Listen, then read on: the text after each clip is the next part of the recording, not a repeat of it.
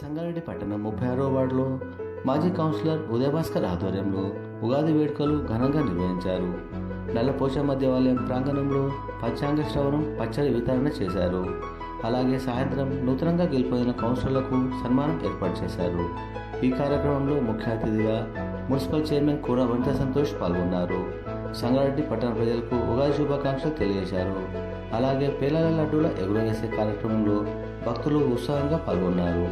ఉగాది వేడుకల్లో కౌన్సిలర్లు మనీషా, నరసింహప్రసాద్, రవీంద్ర నాయక్ మరియు కమలాకర్, వెంకటరాజు, కాలనీవాసులు, మహిళలు, భక్తులు పెద్ద సంఖ్యలో పాల్గొన్నారు.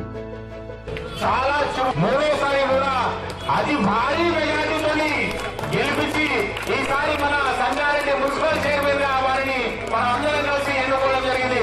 వారి ఆలయ ఆ పోచమ్మ తల్లి ఆశీస్సులు ఎల్లప్పుడూ ఉండాలని, ఆయురారోగ్యాలతో వర్తిల్లాలని ఆ అమ్మవారిని ప్రార్థిస్తా ఉన్నాం.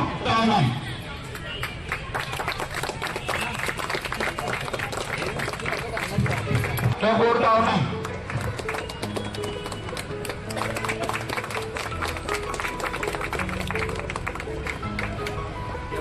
ఆలయం ముందు ఉన్నటువంటి ఒక ఇంట్లోనే సుమారుగా 10 సంవత్సరాల కిరాయి ఉండి తర్వాత ఇప్పుడు అక్కడికి షిఫ్ట్ కావడం జరిగింది.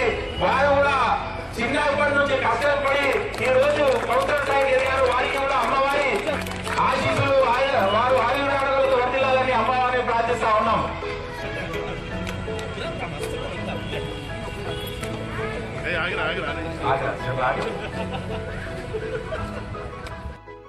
ఐదు లడ్డులు అమ్మవారి ఫస్ట్ 5 లడ్డులు అమ్మవారి గుడిలో వేసిన తర్వాత ఇక్కడ మహిళలు ఎక్కడున్నారో చూడండి, యువకులు ఎక్కడున్నారో చూడండి, పెద్ద మనుషులు అమ్మవారి ఆశీస్సులు తీసుకున్నారు. అయ్యా మొత్తం ఎన్న జరిగింది. పిల్లలు చిన్న పిల్లలు కొంచెం ముందు రండి, చిన్న పిల్లలు మాత్రం ముందు రండి.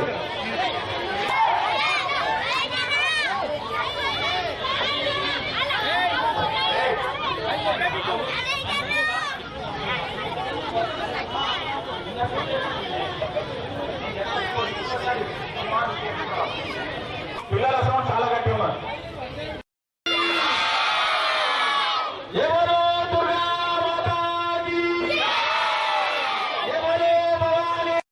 పిల్లలకు వాళ్ళకి చేయండి.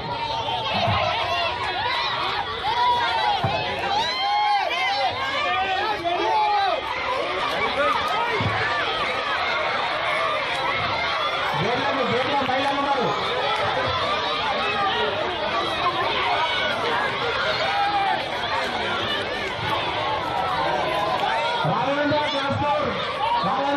వీరేంద్ర గారికి స్వాగతం, సుస్వాగతం. లంచ పడుతున్నారు.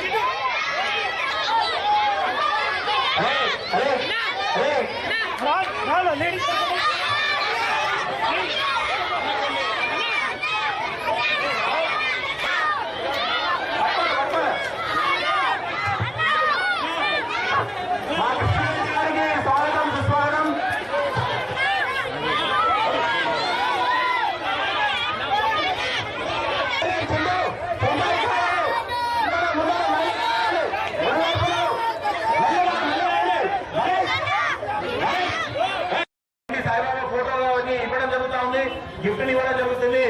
దీన్ని మా అన్న రాజేంద్ర గారు నింపాలి అనేసి ఒక ఉద్దేశంతో మేము ఈ బహుమతులను ఇవ్వడము, సన్మానాలు చేయడము. ఎందుకంటే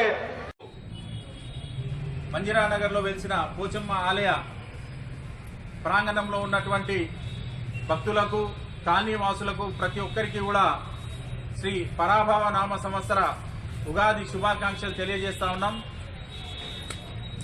భక్తులారా, గత 34 సంవత్సరాలుగా నిర్విరామంగా ఈ యొక్క ఆలయ ప్రాంగణంలో ఉగాది ఉత్సవాలను నిర్వహించడం జరుగుతూ ఉంది.